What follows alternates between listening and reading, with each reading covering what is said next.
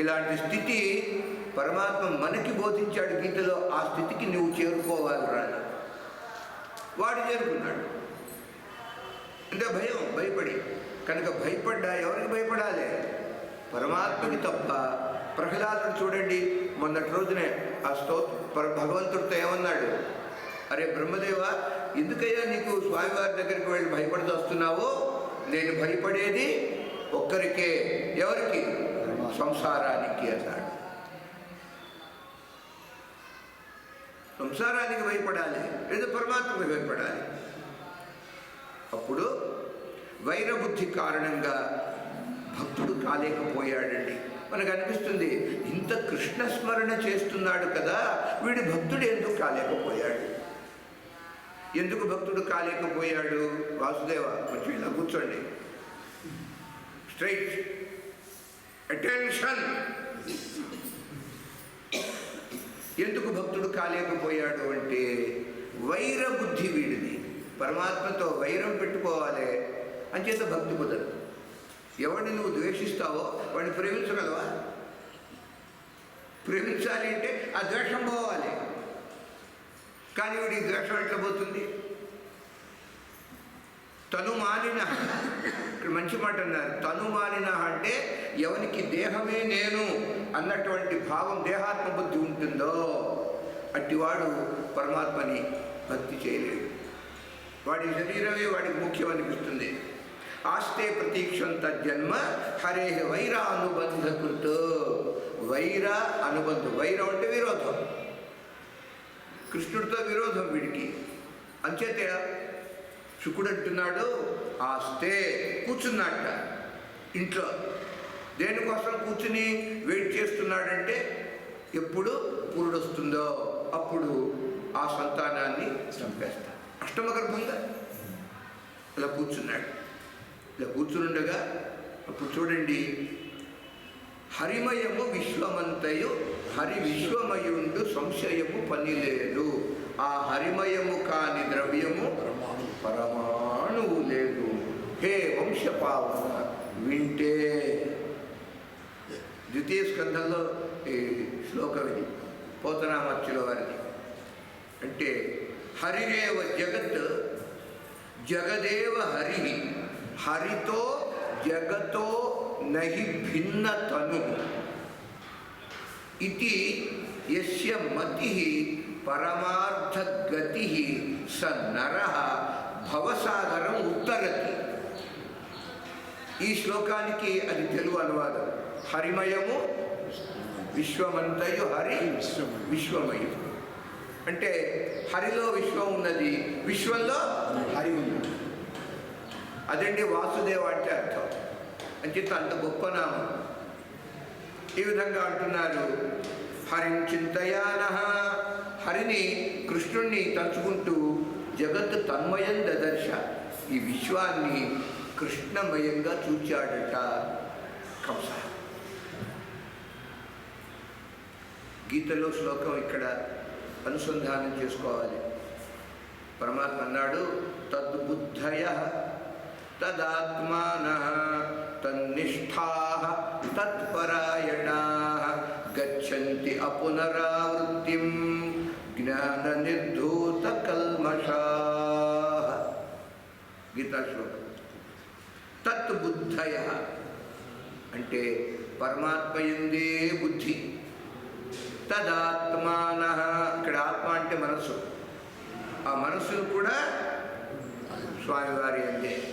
మనోబుద్ధులు రెండు పరమాత్మయందు లగ్నపరచి లీనం చేసి తన్నిష్ఠా. తత్ అంటే భగవంతుడు, నిష్ఠ అంటే అక్కడే కూర్చోటం, ఆయనలోనే కూర్చోటం, పరమాత్మ ఒళ్ళో కూర్చోటం. తన్నిష్ఠ అంటే అర్థం.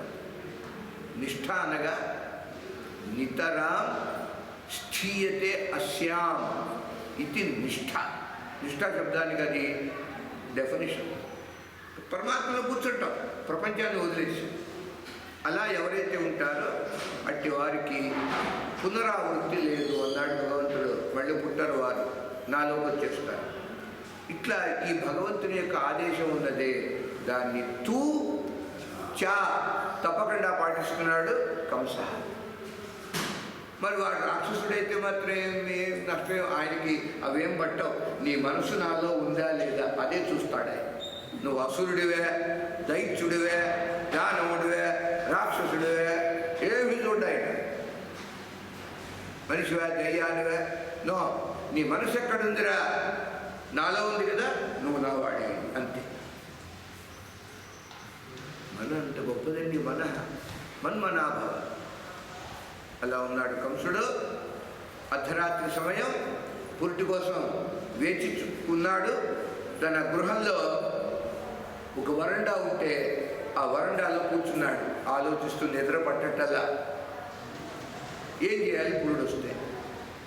ఆ అష్టమ గర్భాన్ని నేను సంహరించాలన్నా ఇదే బాధ, అదే భయం. అట్టి సమయంలోనండి గాలికి పెరట్లో కాంపౌండ్లో ఉన్నటువంటి ఒక ఎండుగడ్డి పరక, ఆ ఎండుగడ్డి పరక వచ్చి వీపుకు తగిలింది గాలికి. అది తగలంగానే ఎంత భయపడిపోయాడో అంటేనండి, ఒక్కసారి అమ్మా అయిపోయాడు. ఎందుకు ఇంత భయం? కృష్ణుడు వచ్చాడు, నా వీపు మీద చెయ్యేశాడు, అయిపోయింది నా పని. గడ్డి పరక పడితే శ్రవణరంధ్రముల ఏ శబ్దంబు వినబడు, అది హరిరవమని ఆలకించు. అక్షి మార్గమున ఎయ్యది చూడబడు, అది హరిమూర్తిగానో పునంచు చూచు. తిరుగుచో దేహంబు తృణమైన సోకిన, హరి కరాఘాతమో అనుచు ఉలుకో. గంధంబులేమైన ఘ్రాణంబు సోకిన, హరిమాలిక గంధమనుచు ఆదరు. పలుకులెవ్వియైన పలుకుచో, హరి పేరు పలుకబడియననుచు భ్రమసి పలుకు. తలపులెట్టివైన తలచి ఆ తలపులో, హరి తలంపులనుచు అలుగ తలచు. భక్తవత్సల భగవానికి. ఇది కంసుని యొక్క మనస్సు. కృష్ణమయం అంటే అదేండి, అలా వర్ణించాడు పోతనామర్చుల వారు. యద్యత్ పశ్యతి చక్షుర్భ్యా తత్తదాత్మేతి భావయేత్. ఉపనిషత్తు చెప్తున్నది మంత్రం. నీ కంటికి ఏది కనిపించినా కూడా అది ఆత్మ అని అలా భావించు. యద్యత్ శృణోతి కర్ణాభ్యాం, చెవులతో ఏ శబ్దం ధ్వని అయితే వింటున్నావో అది శబ్దం కాదురా, అది సాక్షాత్తు పరమాత్మ. ఆ భగవంతుడే శబ్దరూపంగా ఉన్నాడు, ఆ పరమాత్మయే రూపరూపంగా ఉన్నాడు. రూపం కాదు, శబ్దం కాదు. యద్యత్ స్పృశతి హస్తాభ్యాం, నీ చేతులతో ఏదైతే ముట్టుకుంటావో తత్తత్ ఆత్మేతి భావయేత్, అదంతా ఆత్మస్వరూపం. సర్వమాత్మేతి శాసనాత్, ఒకటే శాసనం, ఓన్లీ వన్ కమాండ్మెంట్, ఆర్డినెన్స్. ఏమిటయ్యా అంటే బ్రహ్మ తప్పే. ఇంకా నీకు రాగద్వేషాలు ఎందుకుంటే రెండుగా చూస్తున్నాం అనుకోండి. ఒకటంటే రాగం, రెండవదంటే ద్వేషం. మనకి రెండు కాదు ఒకటే అన్నప్పుడు రాగం లేదు, ద్వేషం. అత్యంత అద్వైత భావన. ఆ అద్వైతంలో తప్ప రాగద్వేషాలు చస్తే ఇంకో విధంగా పోవండి. ఆ విధంగా ఉపనిషత్తు చెప్తున్నది. దాన్ని తూచా తప్పకుండా పాటిస్తున్నాడు మన కథానాయకుడు కంసాంశుడు. ఇలా ఉంటుంటే బ్రహ్మాది దేవతలు వచ్చారు, గర్భస్తోత్రం చేశారు. బ్రహ్మదేవుడు అన్నాడు, మహానుభావ, గతంలో నీవు అవతరించావు కదా, మరి ఇప్పుడు ఎందుకు ఇంత ఆలస్యం చేస్తున్నావు? మాకు మాటిచ్చావు, నీవు గుర్తుందా?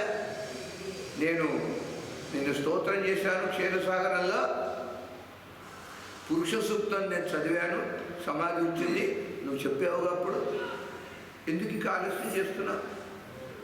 భావం భూర్భువోహర, స్వామి భువహ భారం, ఈ భూభారాన్ని నువ్వు త్వరగా తొలగించు అలా కోరాడు. ఇది వదంతః సర్వే శిరోభి ప్రణేము భావం భారం భువోహర యదుత్తమ వందనంతే అన్నారు దేవతలంతా. అంటే నమస్కారం చేశారు. ఆ విధంగా బ్రహ్మాది దేవతలు స్వామిని స్తోత్రం చేసి ఇక దేవకీదేవితో అంటున్నాడు బ్రహ్మదేవుడు, అమ్మా దేవకి, ఇక నీకు భయం లేదు అన్నాడు. ఎందుకు ఇప్పటిదాకా భయపడుతున్నది? కంసుని వల్ల. కంసుని వలన నీకు భయం లేదన్నాడు.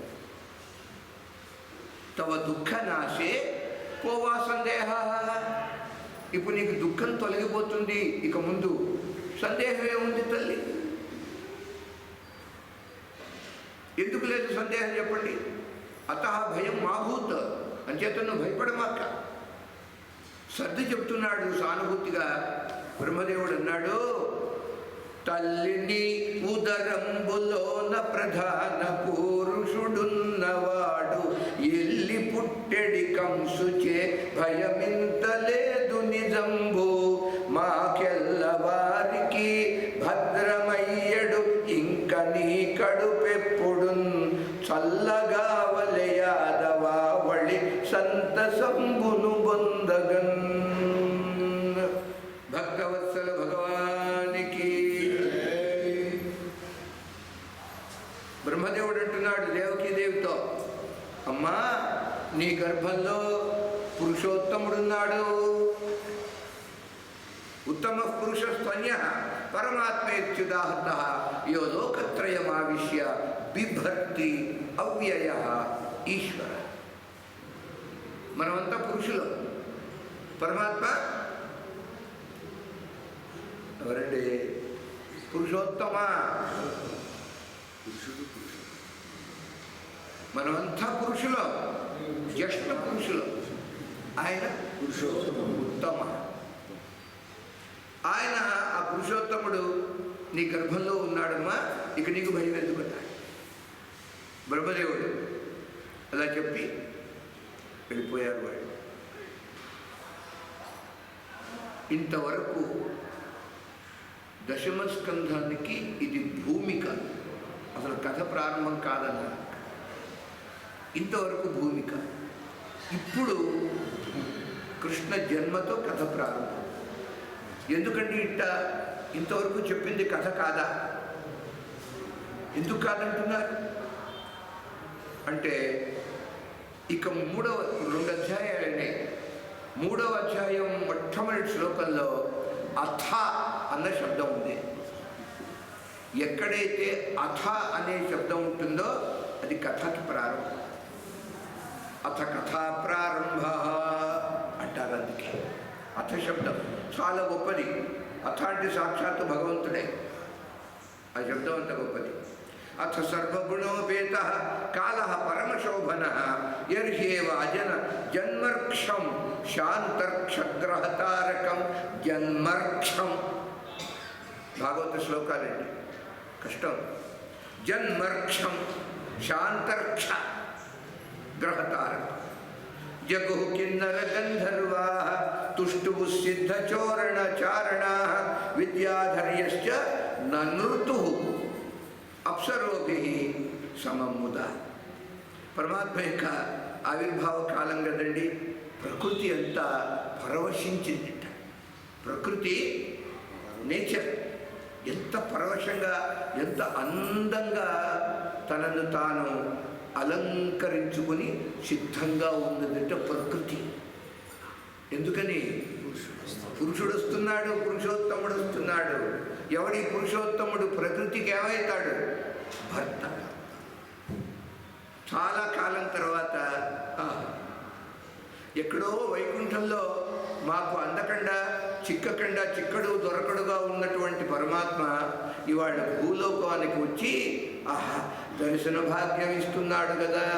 ఈ భూమిలో ఉన్నటువంటి ప్రకృతి పరవశించిపోతుంది. ఓహో బస్తీ దొరసాని బాగా ముస్తాబయ్యింది అంతా పరమాత్మ రాబోతున్నాడు. ఆనందపడిపోతుంది. ఎంత విశేషంగా వర్ణించారో వ్యాస భగవానుడు ఈ ప్రకృతిని. మనకి సమయం సరిపోతుంది. కృష్ణ జన్మ 3 గంటలు పడుతుంది ఇంతవరకు గ్రంథం. ఇంకెంతుంది 90 అధ్యాయాల దశమ స్కంధం. ఇప్పుడు ఎన్నేనే మళ్ళీ 2 అంటే ఈ కృష్ణ జన్మని ప్రధానంగా విశేషంగా విన్నామనుకో, అదే కదా ఇక్కడ పుట్టాలి కృష్ణుడు. ఈ శరీరము నందగోకులం, హృదయం బృందావనం. శరీరం అనే నందగోకులంలో, హృదయం అనే బృందావనంలో పరమాత్మ ఉదయించాలి. లేదు ఇది కారాగృహం, ఇందులో మనం బందీ అయి ఉన్నాం. ఈ శరీరంలో నేను అనేది ఈ శరీరంలో బందీ అయి ఉంది. ఆ కారాగృహంలో పరమాత్మ అవతరించాలి. అంచేత మిగతా ఘట్టాలన్నీ కూడా ఇట్లా ఉంటాయని అనుకోవద్దు, అది దురాశ అవుతుంది. కొంత చెప్పగలం, 2 రోజుల్లో దశమస్కంధం అయిపోవాలి. అందువల్లనే చివరి రోజున కూడా అవసరం వస్తే ఉదయం పూట కొంత దశమస్కంధంలో చివర కుచేలోపాఖ్యానం అలాంటి చాలా భక్తుల కథలు వినాలండి, భక్తి పెరుగుతుంది. ఆ విధంగా ఆ చివరి పూట ఏకాదశ ద్వాదశ స్కంధముల యొక్క సారం, ఏదైనా సారం చెప్పుకోవటమే. ఆ విధంగా కృష్ణావతార ఘట్టం వచ్చింది. అథ సర్వగుణోపేత కాల పరమశోభన. దేవకీదేవి ప్రసవ వేదన పడుతున్నది కండి. అమ్మవారి ఆవిడకి ప్రసవ వేదన ఉందా? లేదు. కానీ ఎందుకంటున్నారు? పోతరామాచ్యుల వారు ఇది రాశారు. అంటే దేవకీదేవి ప్రసవ వేదన పడుతుంటే కంసాది దుష్టుల మనస్సులు మిగుల వేదనకు గురవుతున్నట్ట. ఈవిడికి ప్రసవ వేదన, వారికి కృష్ణుడు పుడతాడే మమ్మల్ని చంపేస్తాడే అన్న వేదన. ఇప్పుడు ఇద్దరికీ వేదన కామన్గా ఉంది ఇక్కడ. ఆ విధంగా ప్రకృతి ఎలా ప్రవేశించింది అంటే స్వచ్ఛంబులై పొంగె జలరాశులు ఏడును కలఘోషణములు మేఘంబులురిమే గ్రహతారకలతోడ గగనంబురాజిల్లె దిక్కులు మిక్కిలి తెలివిదాల్చే కమ్మని చల్లని గాలి మెల్లన వీచే ఓమానలంబు చెన్నొంది వెలిగే గొలకులు కమలాడి కులములై సిరినొబ్బె ప్రవిమల తోయలై పారే నదులో వరపుర గ్రామ ఘోషయై వసుధయొప్పే విహగరవ పుష్ప ఫలముల వెలసెవనము అలరు సోనలు గురుసిరి అయ్యమరవరులు దేవకీ దేవి దేవదేవుని దేవకీ దేవి కనగా.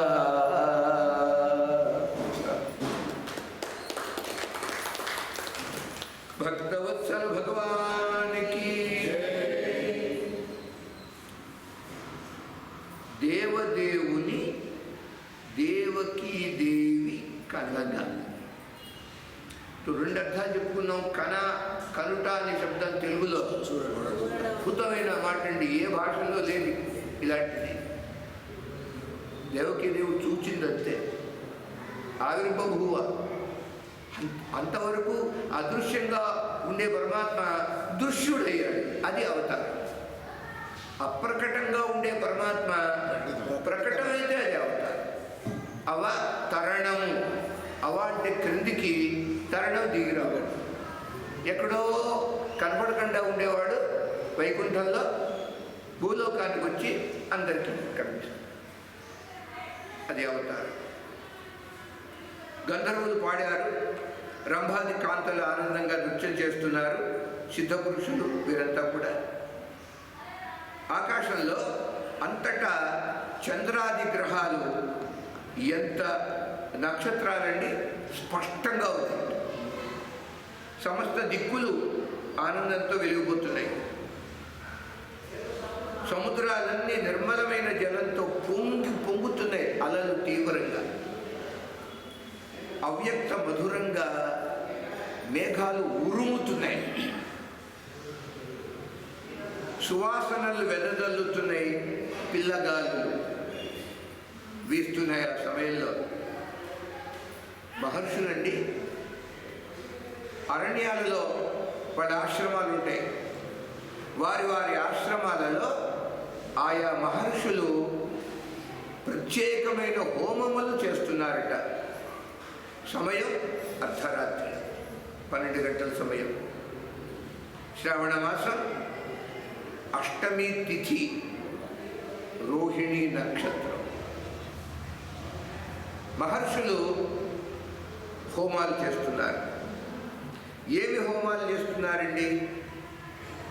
మహానుభావ, ఇక ఎందుకు ఆలస్యము, ఆవిర్భవించు ఆవిర్భవించు అని సంస్కృతంలో ఆవిర్భవ ఆవిర్భవ ఏహి ఏహి అంటున్నారు మహర్షులంతా. ఏమిటి ఏహి అంటే? సంస్కృతంలో ఏహి అనగా రావయ్యా. ఏహి ఏహి మమ ముదం దేహి, నువ్వు రావాలే నాకు. ముదం అంటే సంతోషాన్ని, దేహి అంటే ఇవ్వాలి. సో పరమాత్మ ఇవ్వాలి ఆనందం, లేకపోతే రాదండి, అంత దుఃఖమే. అట్లా మహర్షులు ఆశ్రమాలలో ఉండి హోమాలు చేస్తూ ఏహి ముదం మమ దేహి జగన్మోహన కృష్ణ మాం పాహి ఇలా ప్రార్థిస్తుంటే నదులన్నీ స్వచ్ఛంగా ప్రవహిస్తున్నాయండి. గ్రామాలు, నగరాలు అంతటా కూడా ఆనందహేళ. ఇట్లా స్వామి దేవతలంతా పూలవాన్ని కురిపిస్తున్నారు. గంధర్వులు హాయిగా గానం చేస్తుంటే, రంభాది అప్సరసలు మనోహరంగా నృత్యం ఆడుతుంటే, ఈ సమయంలో నిశీథే, నిశీథి అంటే రాత్రి కాలంలో. సమయం ఎప్పుడు? అభిజిత్ లగ్నం సరిగ్గా అర్ధరాత్రి 12 గంటలు. చూడండి, భగవంతుడు ఎప్పుడు అవతరించిన భూలోకంలోకి ఈ అభిజిత్తులోనే. అభిజిత్తు ఎన్నవ లగ్నం ఇది? 13వ లగ్నం. 12 లగ్నాలు లోకంలో ఉన్నాయి. ఒక్కొక్క రాశి పేరిట మేషం మీద మేష లగ్నం, వృషభం మీద వృషభ లగ్నం. అవి 12 మేష రాసులు కదా, 12 లగ్నాలు. కానీ అవి లౌకికులు. మనం పెళ్ళిళ్ళకి, శుభకార్యాలకి అట్లా లగ్నం పెట్టుకుంటాం. కానీ పరమాత్మ ఇందులో ఒక్కదాన్ని కూడా స్వీకరించాలి. ఎందుకంటే అదే మీరంతా పురుషులు రా, నేను పురుషోత్తముండి కదా, మా లగ్నం వేరే ఉంటుంది. పరమాత్మ చూడండి, ఏ లగ్నం ఇది? ఇది పేరు అభిజిత్. ఎప్పుడు వస్తుంది అభిజిత్? 12 గంటలు, 24 గంటల్లో అన్ని వస్తున్నారు ఈ అభిజిత్. పట్టపగలు 12 గంటలు, అర్ధరాత్రి 12 గంటలు. అట్టి పట్టపగలు రామావతారం, అర్ధరాత్రి కృష్ణావతారం. అదే అర్ధరాత్రి 12 గంటలకి మాఘ చతుర్దశి శివ భగవానుని యొక్క ఆవిర్భావం. అది 12 గంటల అర్ధరాత్రి. లింగోద్భవ కాలం అంటారు. ప్రధానమైన దేవతలండి మనకి ముగ్గురు. మిగతా వాళ్ళు వీళ్ళ తర్వాతే. శివ, రామ, కృష్ణ. 3 deities important. మిగతా వాళ్ళంతా వీళ్ళ అంశాలు. ఈ ముగ్గురు అవతరించినా కూడా 12 గంటలు. అట్టి సమయంలో నిశీథే తమ ఉద్భూతే జాయమానే జనార్దనే దేవక్యాం దేవరూపిణ్యాం విష్ణు సర్వగుహాశయ. సమస్త జీవుల యొక్క బుద్ధి అనే గుహలో ఎప్పుడూ కొలువుండే పరమాత్మ ఇవాళ అందరికీ దర్శనం ఇవ్వబోతున్నారు. పుట్టబోతున్నాడు ఆయన. ప్రభో స్వామి వాళ్ళందరూ పిలుస్తున్నారు. అట్టి సమయంలో రాజా, సర్వశుభగుణ యుక్తమైన పరమశోభన ముహూర్తం, రోహిణీ నక్షత్రం, ఆకాశంలో ఉన్నటువంటి సర్వ గ్రహ నక్షత్రాలలో పరమ సౌమ్యంగా ఉంది రోహిణి. ఆ నక్షత్రం పరమాత్మ ఎంచుకున్నాడు. అందుకే బాగా జాజ్వల్యమానంగా ఉన్నది ఆకాశంలో ఆ సమయంలో రోహిణి నక్షత్రం. అట్లా చంద్రవంశంలో అవతరిస్తున్నారు కనుక చంద్రునికి ఎంతమంది భార్యలండి? 27. అంటే నక్షత్రాలే చంద్రునికి భార్యలు. ఈ 27 నక్షత్రాలలో ఏ నక్షత్రం ఉంటే ఈ చంద్రునికి కాస్త విశేషమైన మక్కువ? రోహిణీదేవి. తాను పుట్టేది చంద్రవంశం. ఆ చంద్రునికి అతి ప్రియురాలు రోహిణి కనుక రోహిణీ నక్షత్రాన్ని ఎంచుకున్నాడు పరమాత్మ. ఈ విధంగా తమద్భుతం బాలకం అంబుజేక్షణం. అష్టమి తిథి ఒకసారండి పాపం ఏడ్చుకుంటూ వచ్చినాయి 2 తిథులు. కళ్ళంబడి నీళ్లు పెట్టుకుని పిలవలు ఏడుస్తూ వచ్చినాయి. భగవంతుడు అన్నాడు, ఏమ్మా ఏమి దుఃఖపడుతున్నారు? స్వామి నీకు తెలియదా? ఈ లోకం చూడండి, మా మొహం చుట్టాలి. అష్టమి నవములండి ఆ 2 తిథులు వచ్చినాయి పరమాత్మ దగ్గర. ఒక్కళ్ళు కూడా మమ్మల్ని స్వీకరించడం లేదు. ఎంతసేపటి అష్టమి నవములు కష్టపు దినాలు. అష్టమి నవములు కష్టపు దినాలు. మమ్మల్ని తోసేస్తున్నారు అవతలికి. నువ్వే మాకు దిక్కు లేని వాళ్ళకి దేవుడు దిక్కు కదా. ఆ అష్టమి నవమి తిథులు 2 వచ్చి అట్లా వల్ల పరమాత్మ ముందు ఆ బోర్డు చెప్పుకుంటే భగవంతుడు అన్నాడు, లోకులు కాకులు వాళ్ళు మిమ్మల్ని స్వీకరించేదేమిటి, నేను స్వీకరిస్తాను.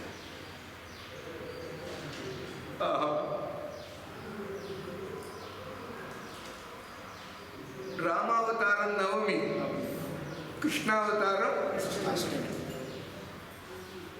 చేత నాకు ఇంకా లోకంతో పనే ఉంది. Don't care. ప్రపంచంతో సంబంధం పెట్టుకోరాదండి. అందుకే పరమాత్మతో సంబంధం సెటిల్మెంట్ ఆయన స్వీకరిస్తాడు. మనం ఎలాంటి వాళ్ళమైనా సరే ఒక్క మాట చాలండి, స్వామి నేను నీ వాడను. That's all. సకృదేవ ప్రపన్నాయ తవాస్మీతి చ యాచతే అభయం సర్వభూతేభ్యః దదామి ఏతద్ వ్రతం మమ.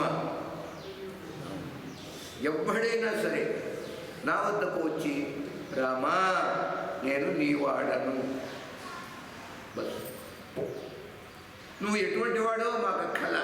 ఈ ఒక్క మాట చాలు మాకు.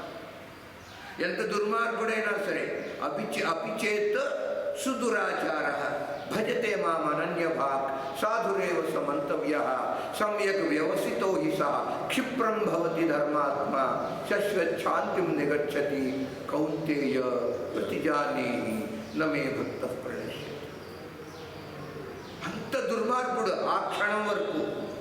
కానీ ఏ క్షణంలో స్వామి నేను నీవాడను అని అన్నాడో వాడంతటి ధర్మాత్ముడు ఇంకొకడు లేడు.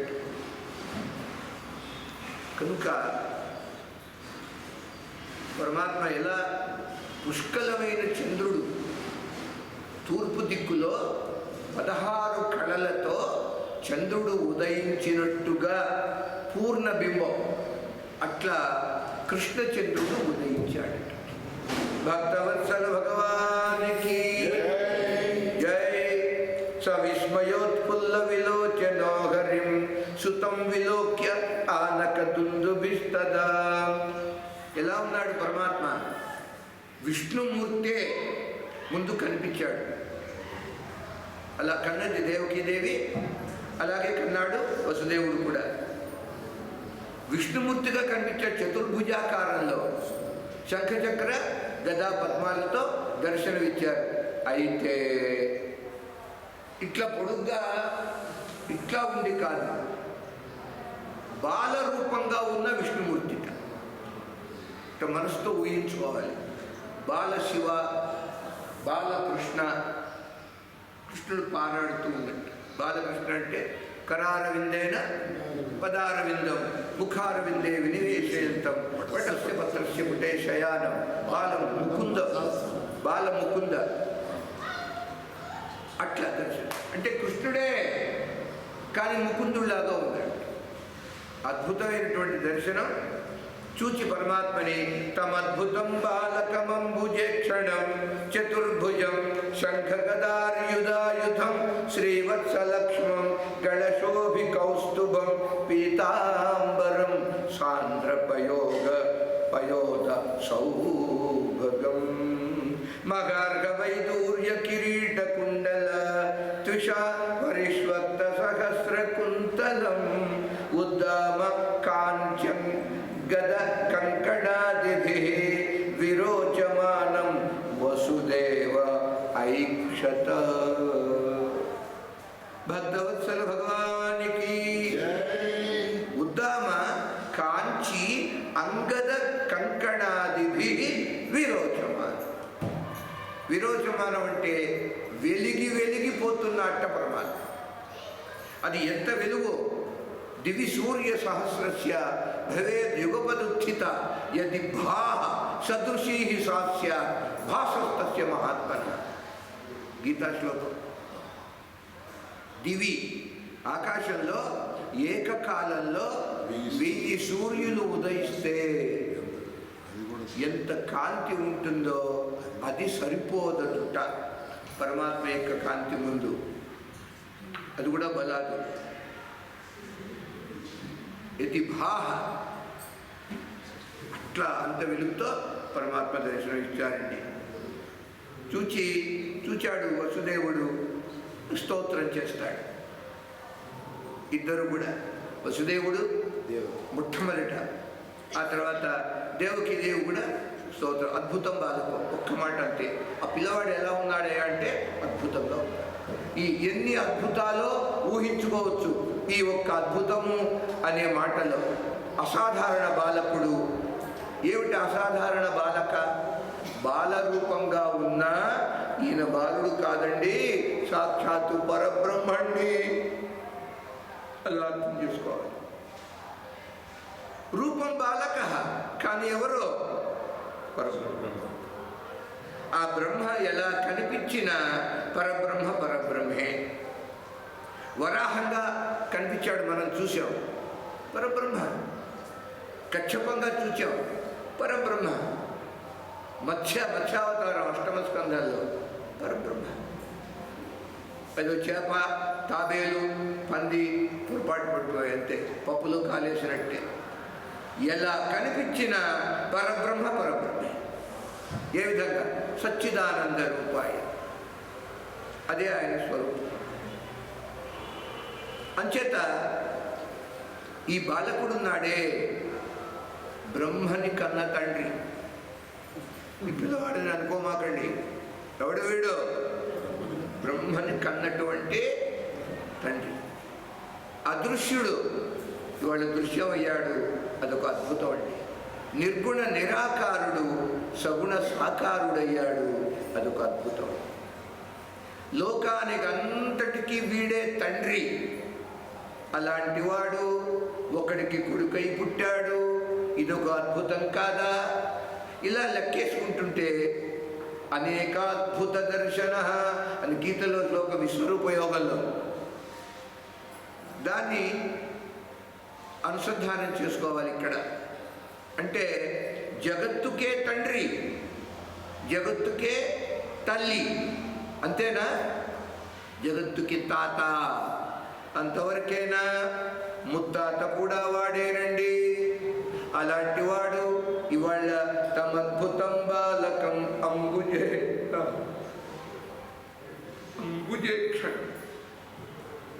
అంతటి వాడు మన మీద ఉన్నటువంటి దయ, కృప, అనుగ్రహం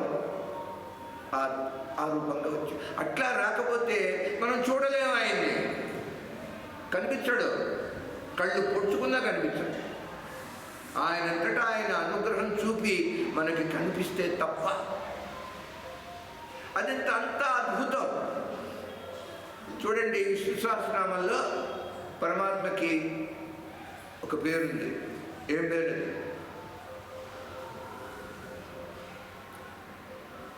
అద్భుతం. అంటే సహస్రనామాల్లో భాగవత కథంతా ఉంది. ఏ విధంగా అట్ట? అనిర్విణ్ణ సదా మర్షి లోకాధిష్టానం అద్భుత.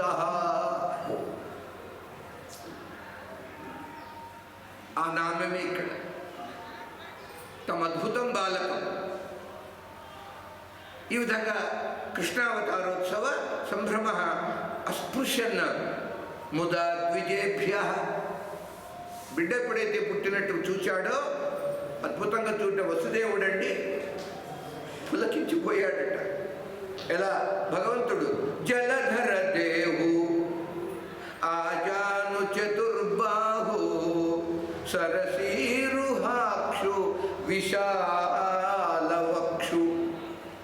చారుగదా శంఖ చక్ర పద్మ విలాసు కంఠ కౌస్తుభమణి కాంతి భాసు.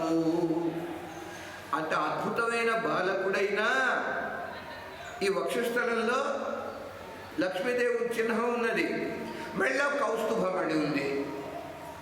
అలా కంఠ కౌస్తుభమణి కాంతి భాసు కమనీయ కటిసూత్ర కంకణ కేయూరు శ్రీవత్సలాంఛనాంచిత విహారు ఉరుకుండల ప్రభాయుత కుంతల లలాటు.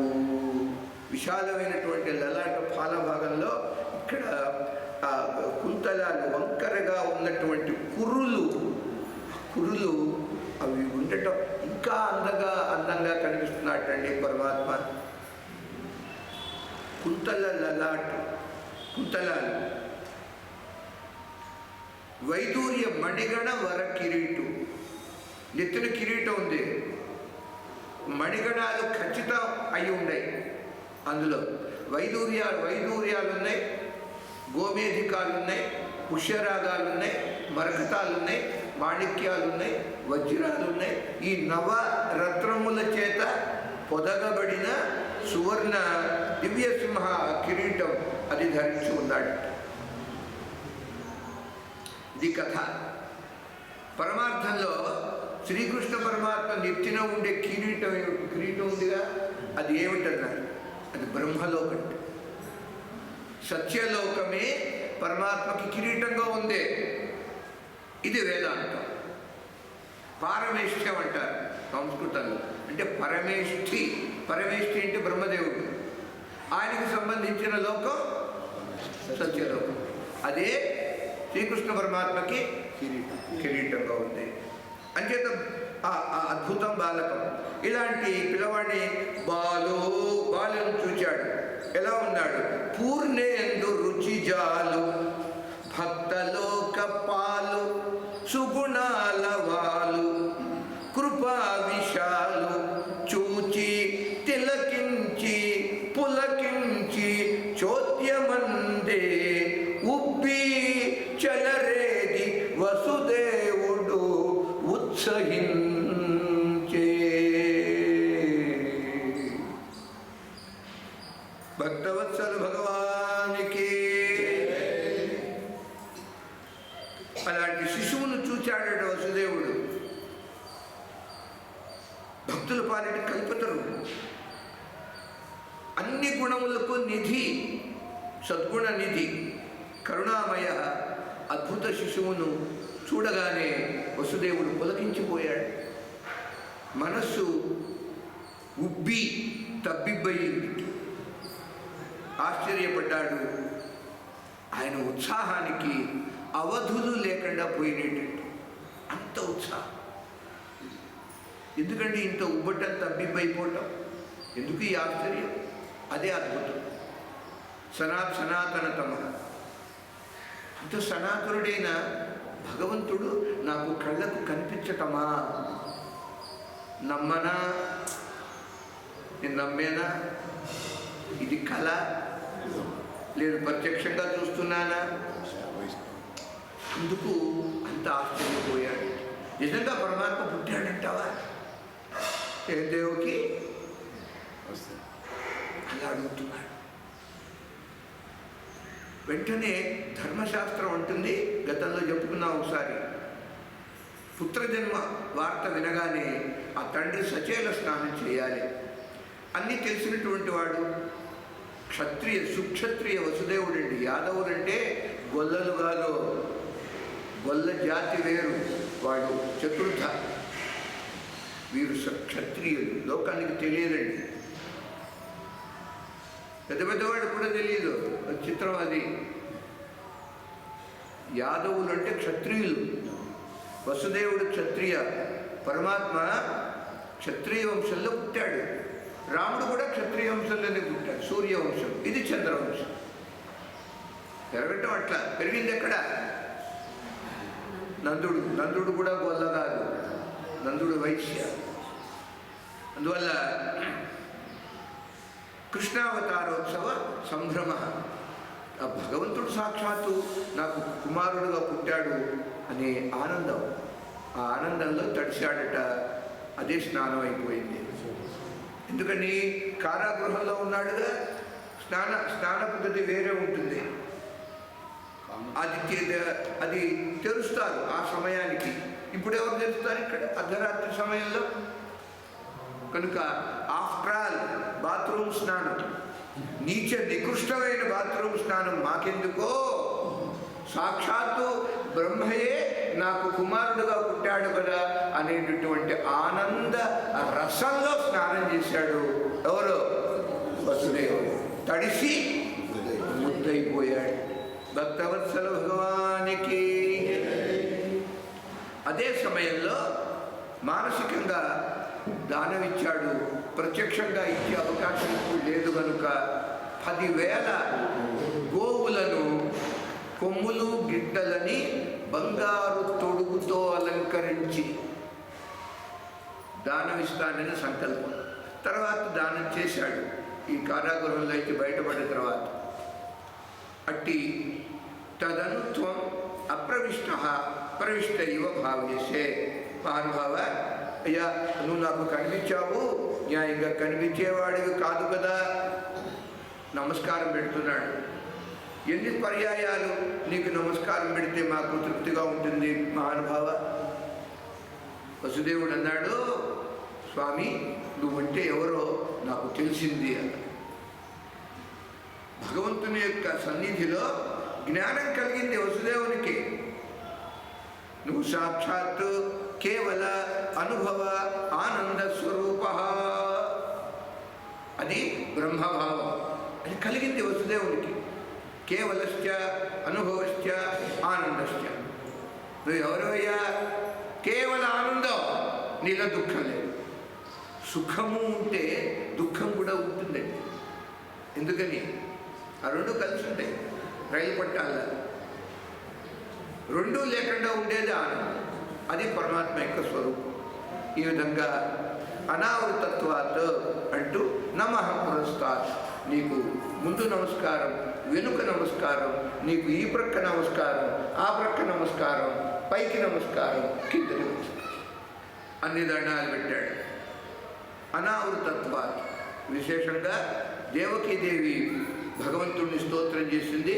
పరమాత్మ అన్నాడు, తండ్రి తల్లి, కంసుని వలన నాకు ఏదైనా ప్రమాదం వస్తుంది అని మీరు భయపడేటట్టయితే ఒక పని చేయండి. వసుదేవుడితో అంటున్నాడు, ఇక్కడి నుంచి నన్ను గోకులానికి తీసుకెళ్ళు అన్నాడు. భవానేక శిష్యతే